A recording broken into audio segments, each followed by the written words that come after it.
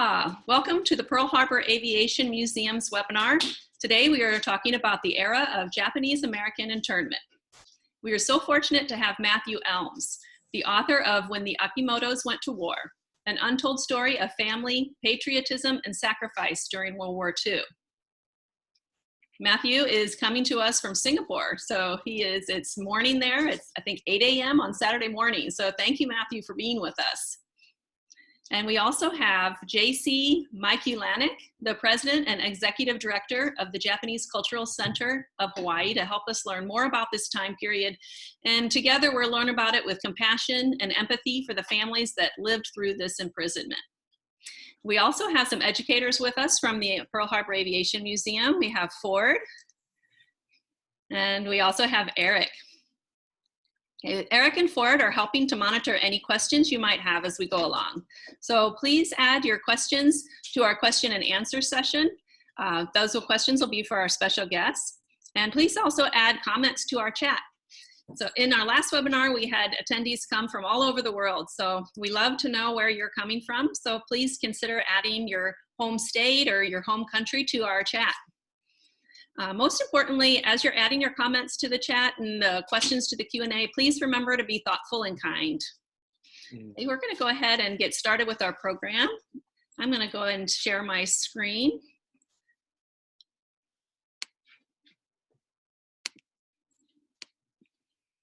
All right, and Ford is going to tell us about a little bit about the attack on Pearl Harbor and the impacts that it had, one of them being the Japanese-American internment.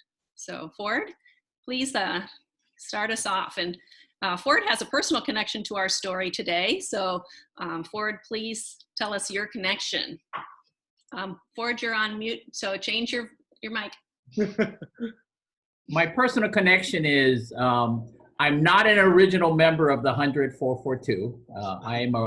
I enlisted in the 100 Battalion 442nd Infantry right out of high school in 1976 when it was a reserve unit. So I spent 21 years with the 100 Battalion 442nd Infantry here out of Oahu, Hawaii. And I enjoyed every moment of it.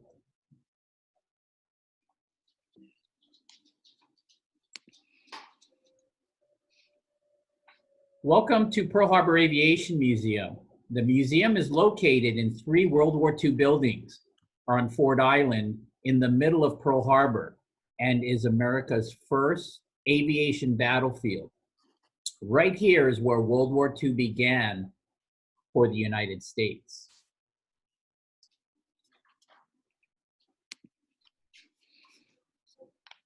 Here is the same hangar that you saw in the last picture, but this one was taken during the attack on Pearl Harbor.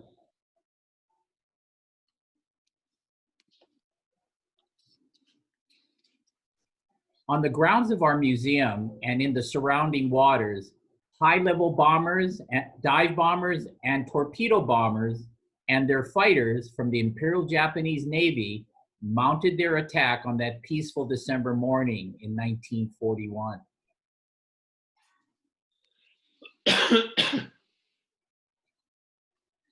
The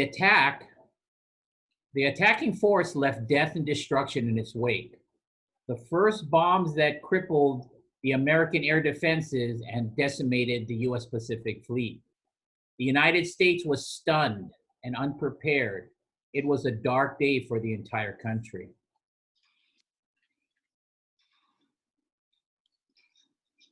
After the attack on Pearl Harbor on December 7, 1941, the United States was suddenly at war. Fear, outrage, and hatred of Japanese people resulted from the surprise attack, and popular opinion turned against American citizens of Japanese descent living in the United States. It became a common belief that the amount of destruction, which included most of the US naval fleet, was because these Japanese, who were American citizens, may have conspired in the planning of the attack. There was also an immediate fear, with the Pacific Fleet severely damaged, the forces of Imperial Japan would invade the west coast of the United States.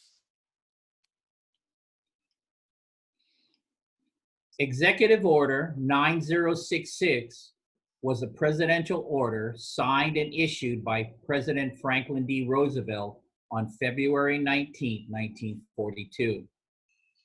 This executive order authorized the Secretary of War to prescribe certain areas of the United States as military zones. This order cleared the way for the incarceration of people of Japanese ancestry into internment camps. As a result, approximately 120,000 were interned during the war. 2/3 of these, men, women, and children, were American citizens. In Hawaii, over 2,000 were interned, nearly 400 in the Honouliuli internment camp on Oahu Island of Hawaii. This same order was also applied to a number of US residents of German and Italian descent, but to a much lesser scale. Thank you, Ford, for giving us a little background on the Japanese-American internment. This is definitely a sensitive topic that as an impact of World War II. So we're really happy to have people like Matthew and Jacce here to help talk us through what happened. So we're going to start our program with Matthew Elms, and he's going to tell us about his research with the Akimoto family. So Matthew, if you can start your video, please. Let me just give me 1 second here. Start video. That says I can't start because the host has stopped it. Can you start it for me? Yes. My apologies. Hopefully I'll pop on screen here in a moment. Mm-hmm.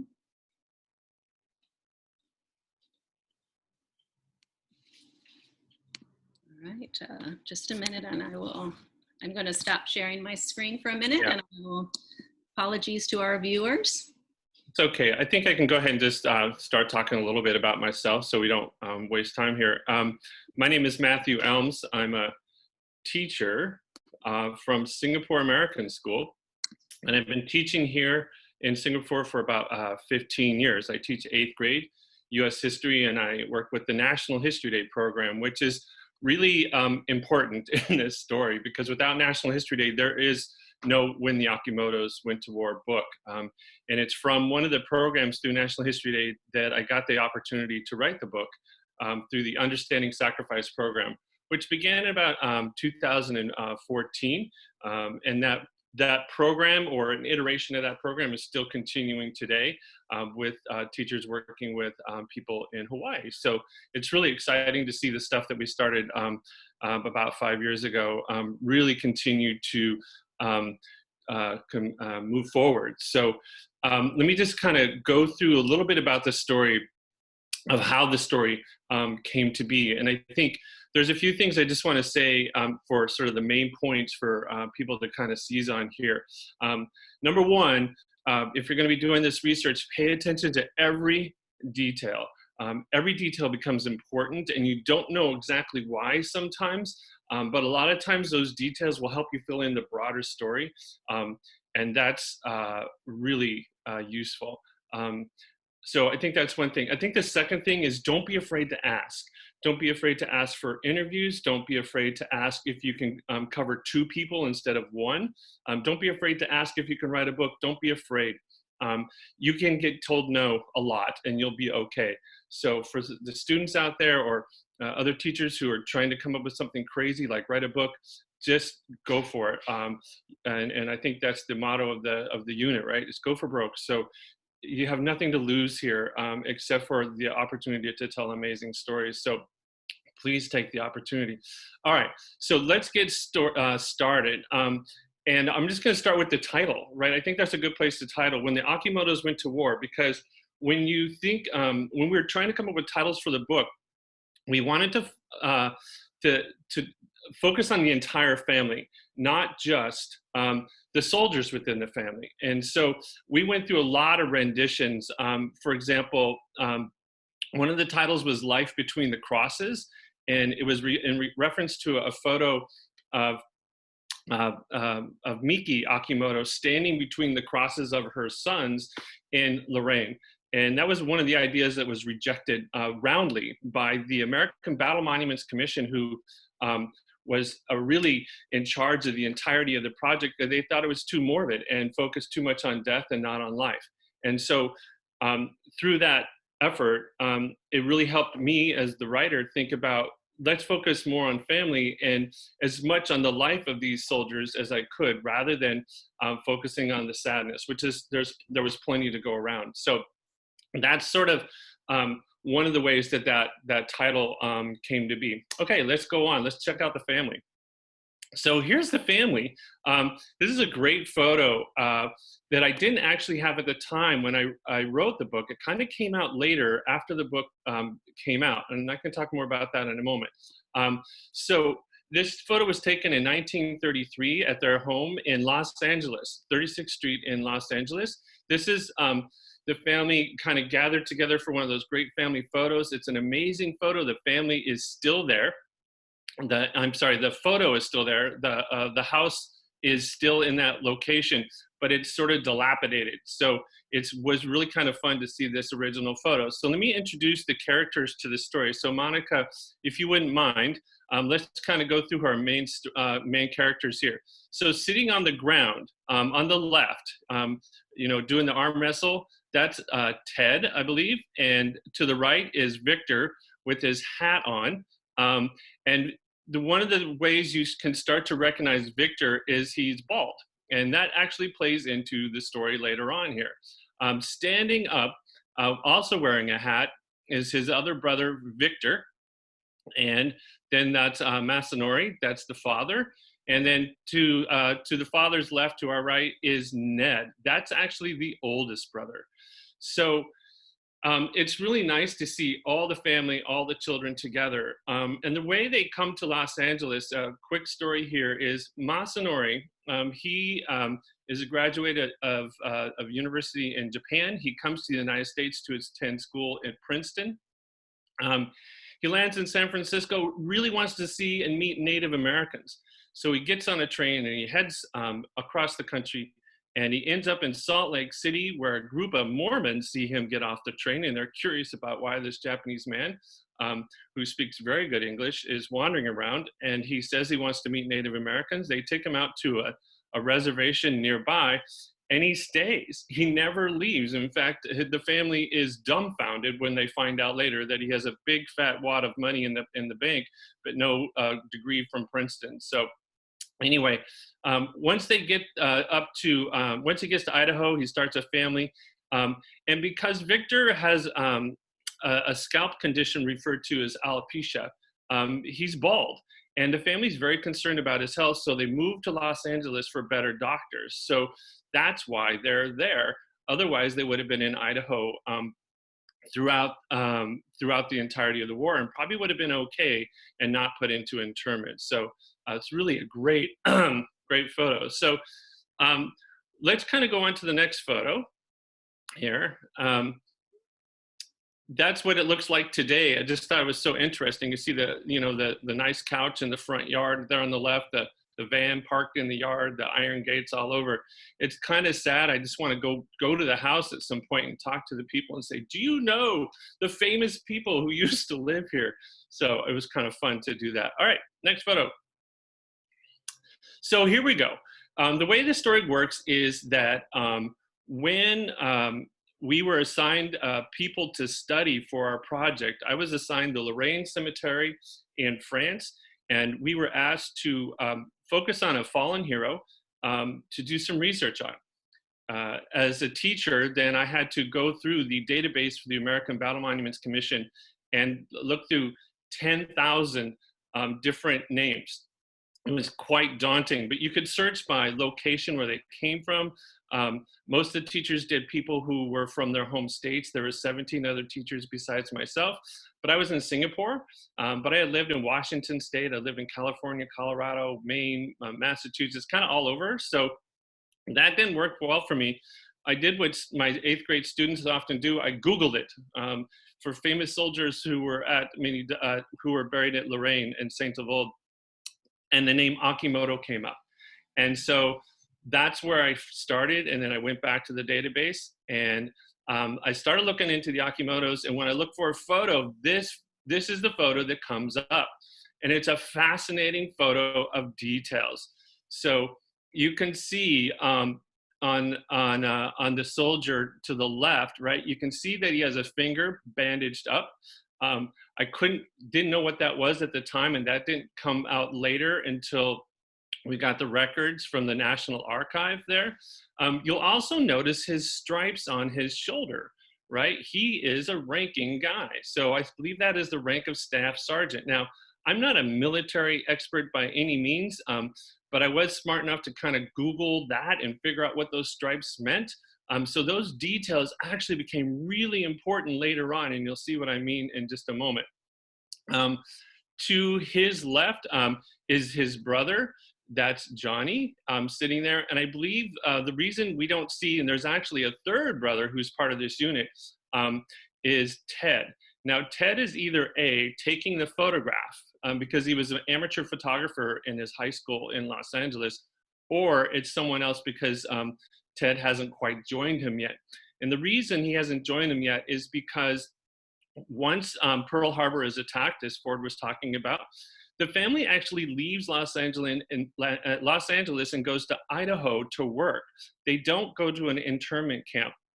They think they can get out of LA, kind of preserve the family records and everything, go to Idaho.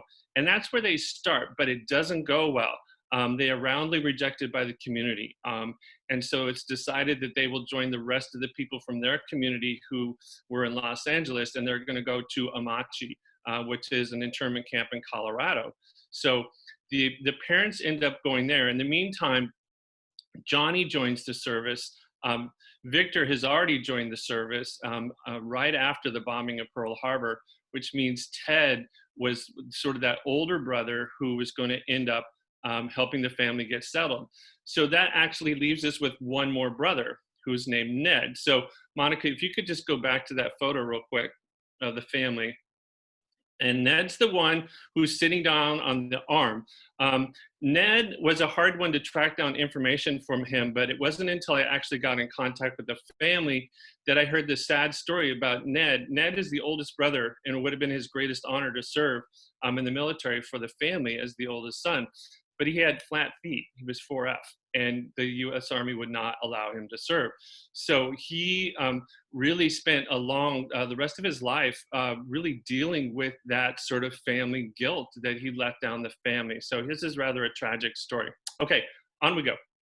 So we have our two soldiers. We have them sitting here. And so the next photos I come across are these two. So when I'm talking about details, one of the things you can do is just compare the two photos. Now, you see we have Victor and Johnny, we see Akimoto. One of the things that brought me to the story was immediately the last name. Akimoto is clearly a Japanese name.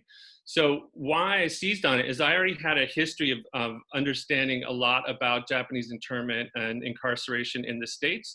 And so I thought, this is going to be good. This is going to be a very good story here. And then the other details just got to be even more mysterious. So looking really closely, if you look at Victor, it says Private, 100th Battalion, 442nd Infantry Regiment, California, December 14th, 1944. So every detail in there, I thought originally was a little confusing. And then on the right, Johnny is PFC, Private First Class, 100th Infantry Battalion, Idaho, August 2nd, 1944. So one of the things that I can point out to you right now, and this is what a story I told the other day, is when you go to one of these cemeteries in overseas, each of the US cemeteries has available to it sand from Normandy.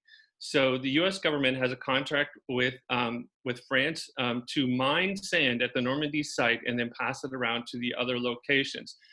Family members or people with special permission can get this sand, and then you clean the cross, and then you can put the sand onto the tombstone so that the letters stick out more. So that's actually just sand in there. It's not painted gold or anything. And then of course, in time it wears off.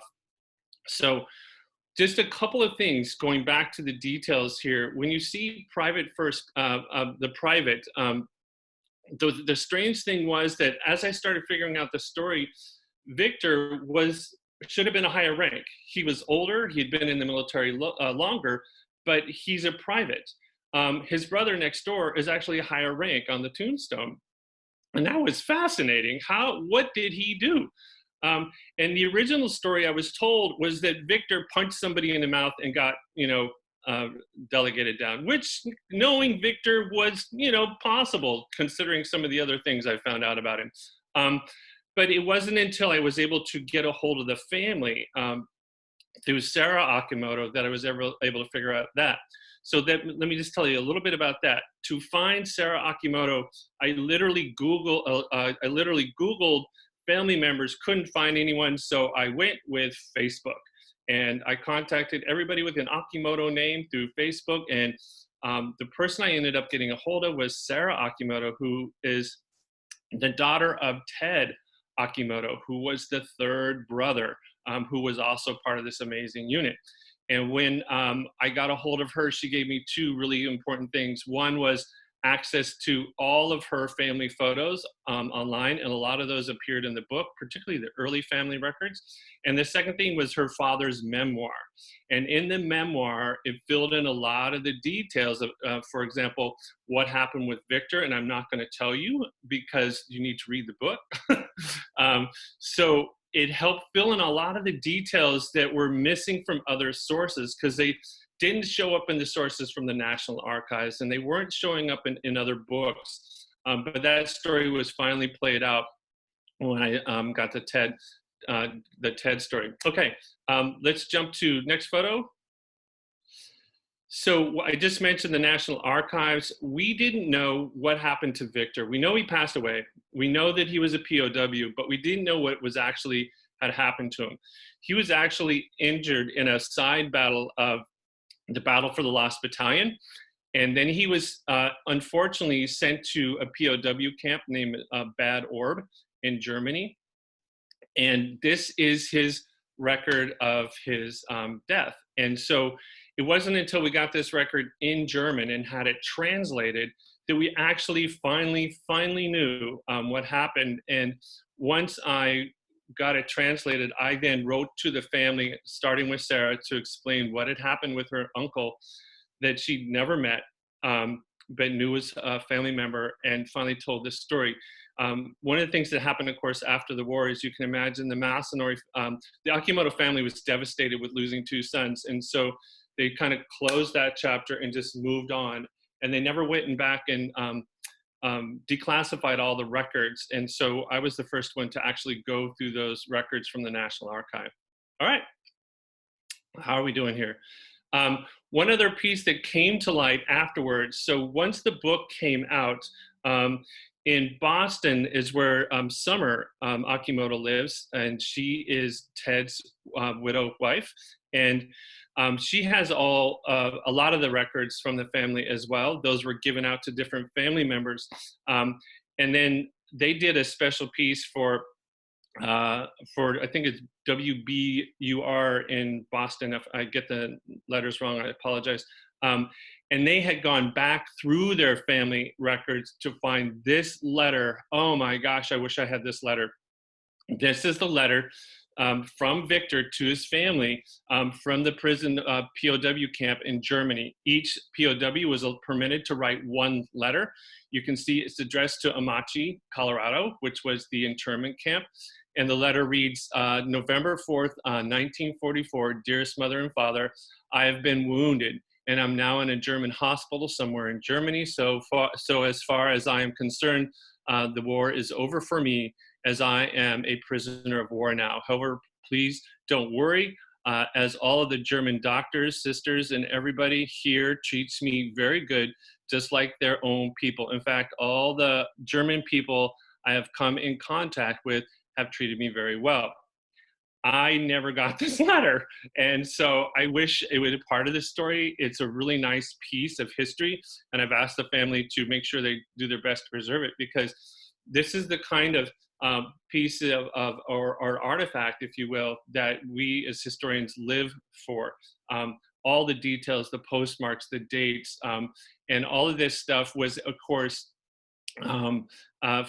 uncovered, over time. And so I think, one of the other things is just ask. And the family members, the Akimoto family members, were just amazing when I was working with them. And I think that comes from compassion from the people you study. So by working with a relationship and focusing on relationship and demonstrating your eagerness, as well as your compassion for the people, I think it's going to allow you as historians, as you move forward, to really uncover some amazing stories as well. And hopefully we'll get to read those books. So are we good? Oh, yeah, that's the Akimoto family right there. That's Summer Akimoto, and they're, of course, going through the record. On the left is Miki Akimoto, and she's the oldest daughter of Ted, and named after her grandmother. And they're sitting in, I think it's Medford, Massachusetts, going through the family archives. So again, save your stuff. Save your stuff. And a lot of times you never know, there's a museum that would be really interested in using and working with your stuff for museums later on. So if you haven't been keeping a COVID-19 coronavirus journal, start right now, because someday it's going to be really useful.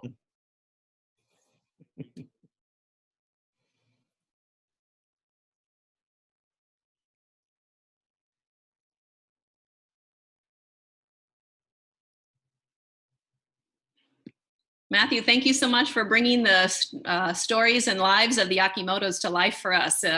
Definitely we can understand what it was like a little bit better through your story. So thank you very much. You're welcome. And next we're honored to have Jacce Mikulanec. He's the president and executive director of the Japanese Cultural Center of Hawaii. And he's going to tell us a little bit about the internment experience here in our islands of Hawaii. So Jacce, welcome. Great. Thanks, Monica, and thanks everybody for joining us today. I hope everyone's doing well and staying safe in this COVID environment we find ourselves in today. So aloha.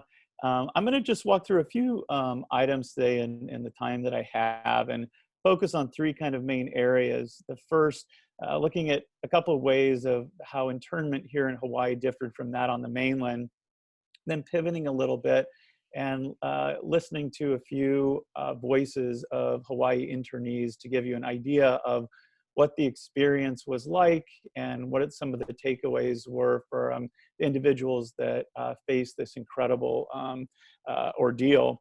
And then finally, I'm going to come back to, what did we learn today, and what's the outlook for sites of internment in Hawaii and elsewhere, and why they're important potentially for continuing to pay our respects to those that were interned, but also look ahead and find connections to new populations and individuals who are facing similar challenges today. So we can go to the first photo. Just by way of some background, as many of you know, the experience here in Hawaii of Japanese Americans was different, largely because in Hawaii, Japanese had immigrated to Hawaii quite a long time before the bombing of Pearl Harbor happened. In fact, we just celebrated the 150th anniversary of the first immigrants from Japan to Hawaii in 2018, the Ganin Mono. Early immigrants came to Hawaii and were working largely on the plantation from Japan, but over time obviously became quite entrenched in the system of government and politics in the business cycle here in Hawaii. And in fact, in 1940, almost 40% of the population in Hawaii was of Japanese descent. The years preceding the bombing of Pearl Harbor then there was increased interest by government officials, including the FBI and the police, in compiling a list of individuals who the government found of high interest. And these lists initially then were used following the bombing of Pearl Harbor to round Japanese Americans of importance up. Now, following the bombing on December 7th in 1941, immediately the government in Hawaii instituted martial law, which stayed in place until October 24th, 1944. Right after the bombing, we immediately see a number of prominent Japanese American individuals detained and then incarcerated. So who were these individuals, and how would we describe them initially? These were individuals, religious leaders, business leaders, teachers, heads of households, heads of important community organizations that were incredibly important to the communities they served. In total, 2,200 individuals from Hawaii were interned or incarcerated in Hawaii or on the mainland over this period of time.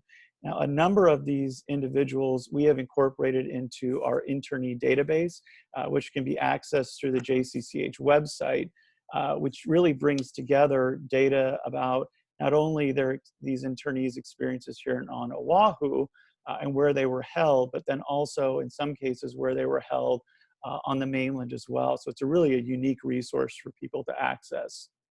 So in this photo that's up on your screen right now, this illustrates the 17 sites throughout the state of Hawaii that were used as locations of internment or incarceration of Japanese Americans during World War II.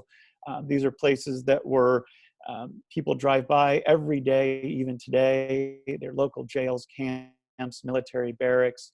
The largest of these was Honouliuli, which was used between 1943 and 1946, held over 360 internees, as well as 4,000 POWs from Korea, Okinawa, Japan, Taiwan, and Italy even.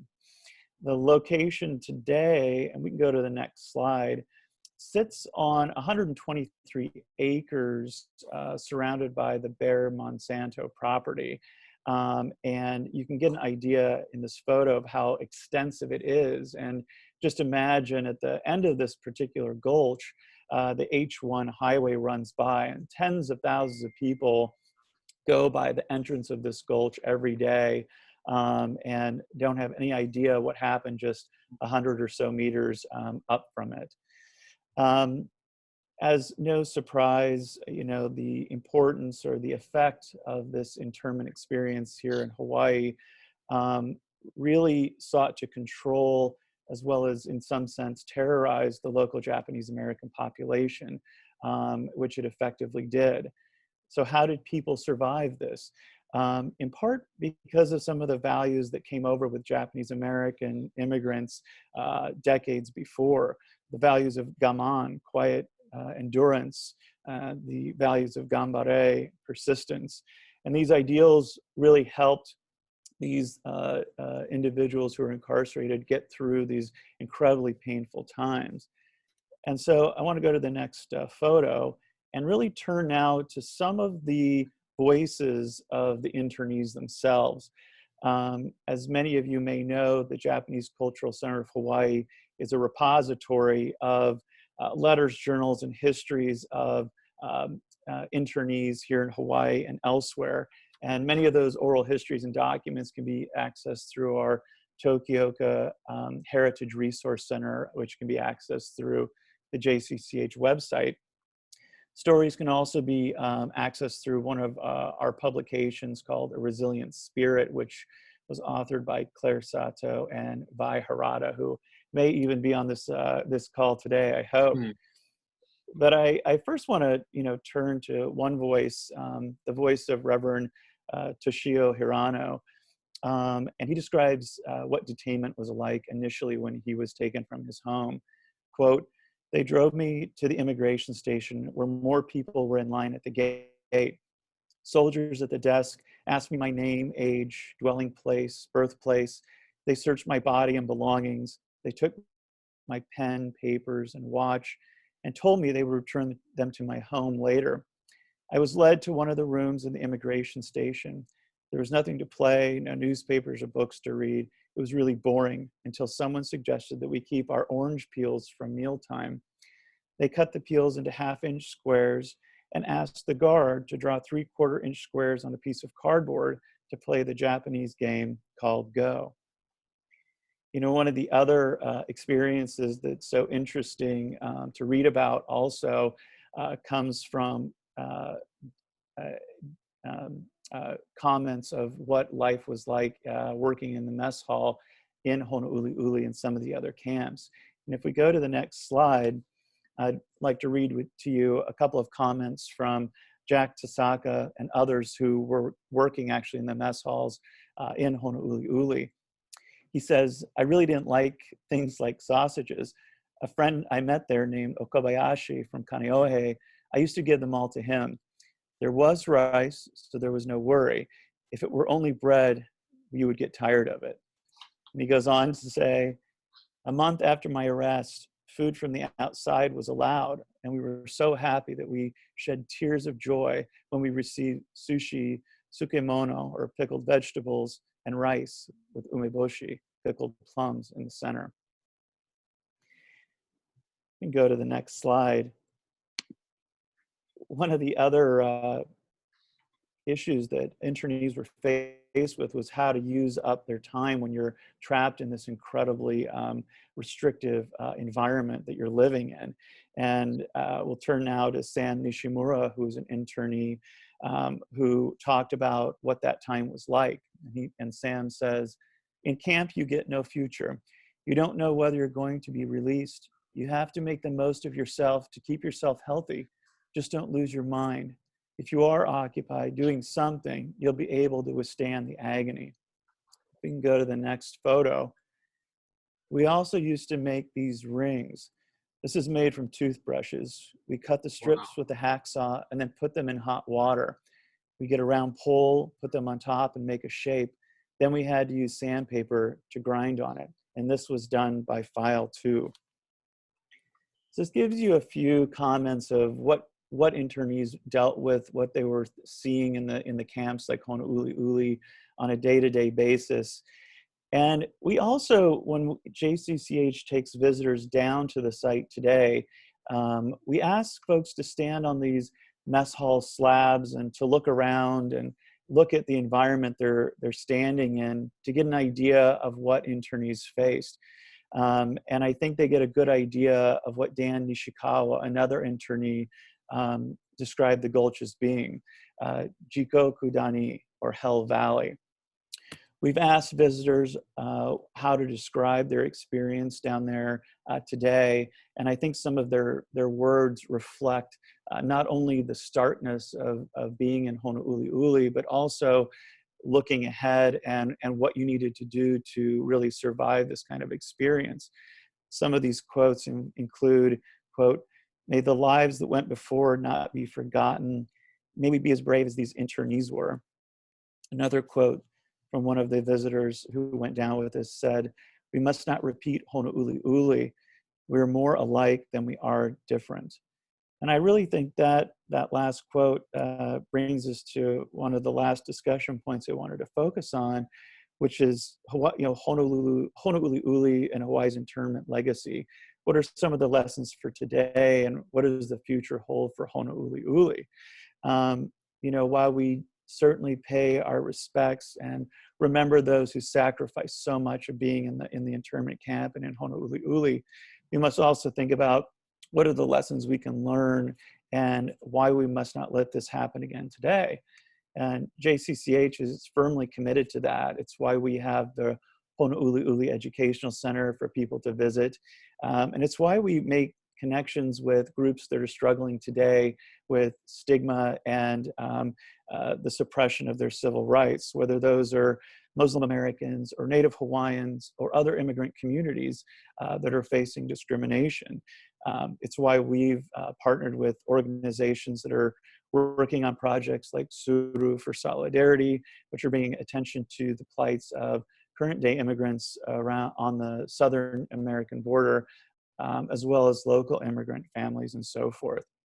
So it's important to think about how we make sites like Honouliuli important for not just commemorating the past, but looking forward and making sure this doesn't happen again. And to that point, currently the Honouliuli National Historic Site is in the process of being examined for the next steps and what national parks will do to create a further experience for the public at that particular location. As some of you may know, currently JCCH is the only organization that's allowed to take visitors down into the site on a very limited basis. We can only take down about 20 people at a time. And so that limits, you know, the exposure and the stories of Honouliuli and what happened down there. But we're confident with national parks doing what they're doing, that will change soon.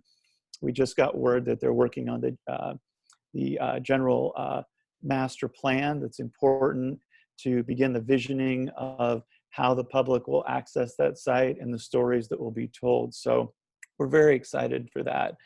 And if we go to the last slide.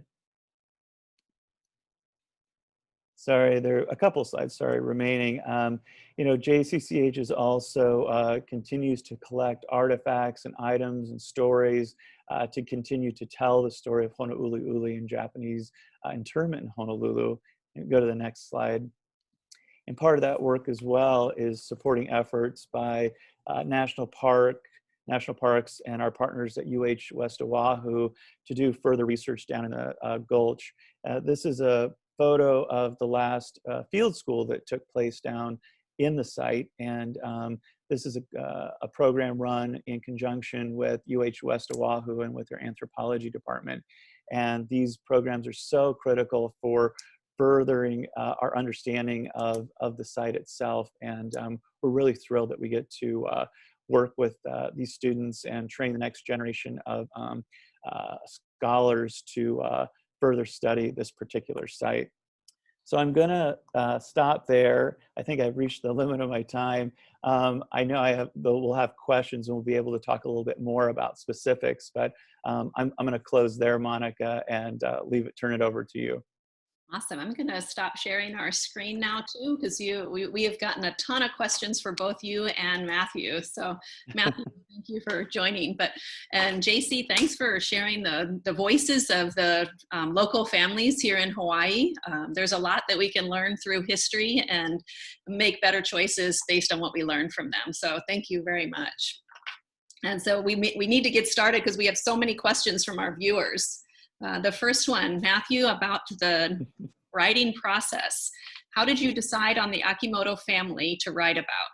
You talked a little bit about your the project, but can you just talk about why you chose the Akimoto family?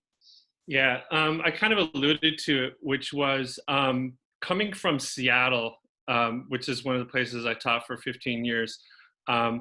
I had gone to the Kubota Gardens there, and there was a really fascinating story about the Kubota family and their internment and their sons who went to war, and they were sent to Minidoka. And Kubota was one of the people who worked on the garden in Minidoka. So that's really where my interest started. So I did a lot, I'm telling you, a lot of background research. I even wrote a book about it, sort of a historical fiction thing that I came up with. And that's one of the other things I can tell the students. If you think you're going to be a writer someday, start writing that someday now. Start now, because everything I've done, and I've written a lot of stuff that's gone nowhere, but all of it prepares you for what you're going to come up with next. So anyway, to get back to the story, the other really important piece of this, and I can't forget this part of the story, I worked with an NHD project a few years ago with a student by the name of Matsudara. And that's another Japanese American name. And she was an 8th grader. She came into my class, Hana. She's a wonderful kid. And she said, hey, Mr. Elms, we're doing this family research project. And he said, I think my grandfather fought in the war. But I don't know if he fought for the Americans or for the Japanese. I said, well, you know, maybe we can find out. And I said, do you have anything left over? She goes, well, we got this medal at home. I said, well, bring the medal to school. Let's see what you got. She brought in a Purple Heart. And when I saw the Purple Heart, my heart skipped a beat, because I knew with the name Matsudaira that they were probably part of this amazing 442nd 100th Battalion. And sure enough, he was injured in the battles in Italy, very severely injured. And so between Hana, and she worked with another person, Ruth Jane Subakik, these two worked an entire year on the whole story of not only Japanese internment, because they had to understand the historical context, but also the unit. And that's where I learned about the original Battle of the Lost Battalion. That's where I learned about the connections to Muslim Americans in 9/11. And so I think part of being a research is do your homework. When we worked with the Understanding Sacrifice, and we were reading a book or a couple of books this thick each month just to get us up to speed. And I can't stress that enough, that the more you know about the context, when you find those aberrations, you'll know that it's an aberration. You'll know that your detail means something. And so when I came across the name Akimoto in this cemetery, and they're buried in a part of the cemetery where I think there's 54 sets of brothers buried next to each other. That's compelling. That's a compelling story, and you don't even have to go past the crosses. Going to one of those cemeteries and finding these heroes and learning their stories is probably one of the most rewarding things I've ever done. Somebody else asked, I saw a question about the book. How do you get it? I never get paid for this book. I wrote it on behalf of the American Battle Monuments Commission, and so I was never allowed to, and I still haven't collected a single cent. So how do you get it? There's 3 possible ways you can get it. Occasionally they come up on Amazon, and you can get it as a used book. And if you want to pay for it and get it that way, you can try it. A second way, it's a free PDF. All you have to do is type in "When the Akimotos Went to War" PDF, and you will get that book. And we made sure that we did that at the time to give it free and equal access to everybody. A third way to do that, and maybe Monica, I don't know what the best way to do this. I do believe National History Day has some books, but I don't want to commit them right now to sending out and becoming suddenly my mailer for books. So if somebody wants one of those books, and if we can try and coordinate something, perhaps give your name to Monica San Jose, and then I'll work through the list and see what we can do for you. Sounds good. All right. Thank you, Matthew. This question is going to go to Jacce, and mainly you use these terms, and the question comes from Jessica. So for Jacce, I see some scholars use the term incarceration and some use internment. Which do you use and why? Your mic, thank you. Thanks, Monica. That's a really good question, and it's one that I think speaks to an even broader issue of the power of words and why these terms are so critical for us thinking about what happened. I think there's some differing in terms of how the terms are used. I coming from my background, working at JACL, and understanding the experience of Japanese American internment on the mainland, I've generally used the term internment to describe what happened locally as well as nationally to Japanese Americans following the issuing of Executive Order 9066. I think some people would say that there's associations with who was doing the detainment, whether it was under orders of police or military and so forth. But I would point you to looking at some of the scholarship around the issue to get more of the details about why certain terms are used. I think in the context of this particular case, you can use internment for describing the imprisonment and the placing of Japanese Americans in these camps that were meant for specifically for Japanese Americans during World War II. All right, thank you, Jacce. Matthew, you want to add to that one? Yeah, I just wanted to tag on real quick. I was invited a few years ago to a Friends of the 442nd reunion in Las Vegas, and I did a presentation sort of like this. And I referred to it as internment. And once the presentation was over, I was told in no uncertain terms by a number of members of the audience that it was incarceration. And so what the lesson to me was on the use of the terms was, internment was a word used by the government and sort of the newspapers to describe it. But from the perspective of the Japanese Americans, this was not interning, this was jail, and this was prison, and this was incarceration. So it was a really good lesson for me just on, as Jacce noted, language and what it means and how important it is for people to kind of understand that. And I also saw somebody here over in the chat talking about how so many people don't even know about this episode of history. And I think that's probably another reason why the Battle Monuments Commission allowed the book to go forward. It wasn't supposed to ever be a book, it was supposed to be a lesson. And so once the story became unfolded, they sort of saw the opportunity not only to tell the story of the soldiers, but to tell this fascinating and devastating part of history, and really give a book. And it's really geared for sort of an 8th grade audience. And so it was really aimed at sort of those middle school students, which really is a good place for them to learn. Another great book for younger kids, if you're like elementary school, is a book, I think his name is Ken Mochizuki, called Baseball Saved Us. And it's a great picture book. It's a good entry into it.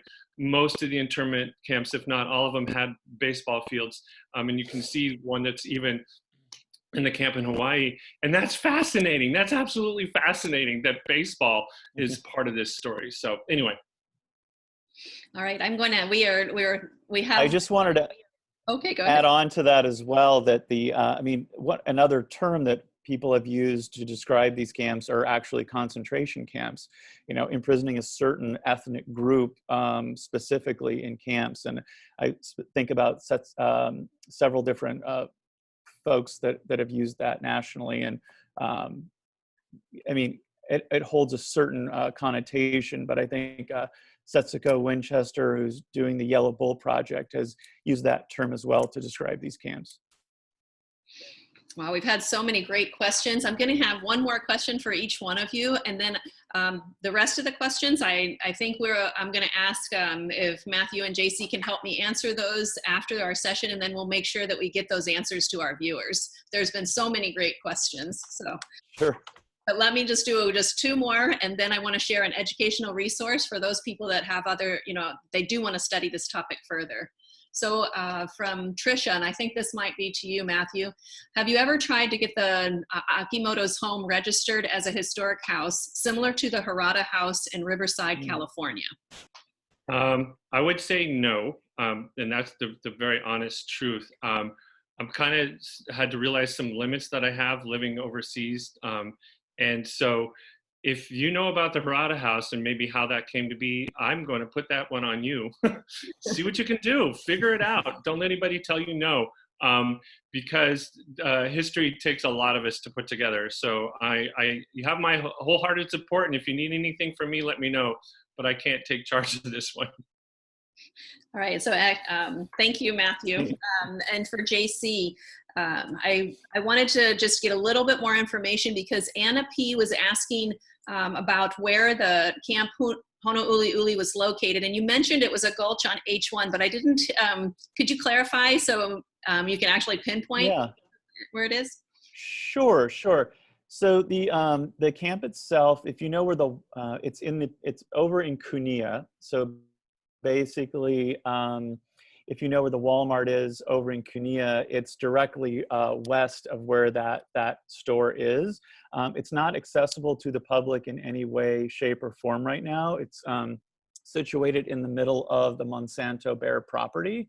But the gulch itself empties out really right onto H1. So that's what people go by every day and have no idea what's right up there. And actually, Matt reminded me when he was talking, right, I think the first thing you encounter if you went up from the gulch would have been where the baseball field would have been at Honouliuli. It's one of the first things you would have encountered as you entered that site from that end, actually. So I wanted to add one other quick thing too, for folks that are looking for more information on Honouli'uli.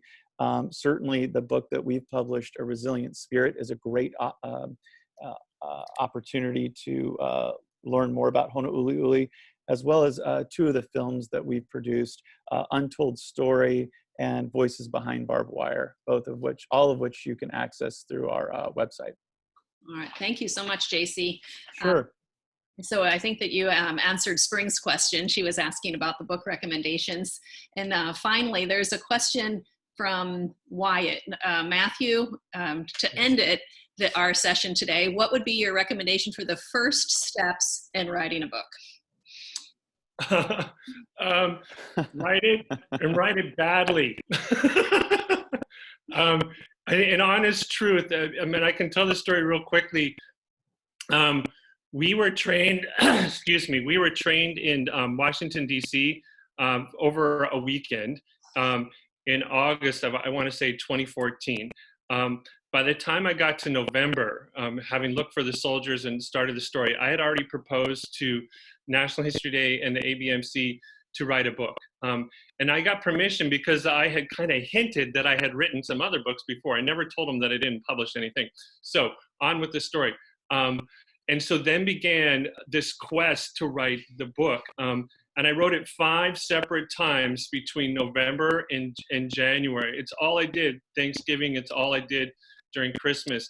And each time it was rejected, it became clearer that they were looking for something else. I just hadn't found it yet. So I had written a book from the perspective of Victor. I had written a book from the perspective of Masanori. I'd written a children's book. But each time they're like, no, this is too soft. No, this is too soldierly. No, this one is too academic. We need something for kids. The breakthrough happened, and Monica, you know, Scott Riley. Scott Riley suggested I read a book by Candace Fleming on Amelia Earhart. And in that book, she has this format of being in the story with Amelia and then sort of historical context. Once I read that book, it took me about 3 minutes to realize this is what I needed to do. Because the other really big struggle was, if I focused just on Victor, I didn't have enough. I didn't have enough of a book. And you'll notice in the book that the Victor chapters are kind of highlighted in a sort of a different color. That's to kind of keep that part of the story going. But if I only told the story of Victor, it's a pamphlet. There's not a lot there. And so what I would say to the person about writing is, write it, and recognizing that the real skill of a writer is a rewriter. And that's what we do. And I'm trying to write another book now. I've been working on it for years, and I just keep rewriting it. And someday it'll be there.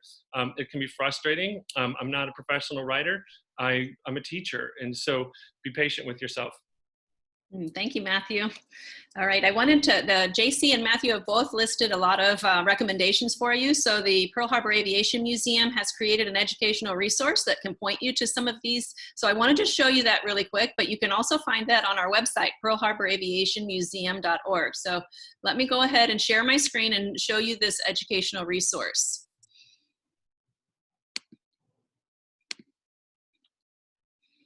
All right, so recommended reading for further study. We have the book by Matthew Elms. We also have the book recommended by Jacce Mikulanec, the Hawai'i Internee Directory. So the 2 people that Jacce quoted, I have those here, linked here, but you can also go and look at their directory to find other people. There's oral histories on the Japanese Cultural Center of Hawaii's website. So you might want to go learn about more people that were interned in those camps. And we also, for any educators that are out there, we have some lesson plans that were prepared by the Japanese Cultural Center of Hawaii, and they're recommended here and linked. And then there's also curriculum that we found on the Go for Broke National Education Center and the American Battle Monuments Commission, which is the organization Matthew Elms had written his book. And finally, we can't talk about internment without people probably starting to wonder about the 442nd Regimental Team. And so we just put some videos on this recommendation just in case you're interested in that. And hopefully we'll be able to have a webinar for you soon about that topic. So just want to say thank you to everybody for coming today. Please check our website later. We'll have a recording of this video if you didn't get to see the whole thing, and we'll also have a link to that educational resource. We encourage any young authors to start digging into the mysteries of the details that they find, and we encourage you to do that with empathy for those that were affected by any traumatic story that might have happened in their past. So thank you again, Jacce and Matthew, and aloha from the Pearl Harbor Aviation Museum. Aloha. Bye-bye. Go for broke.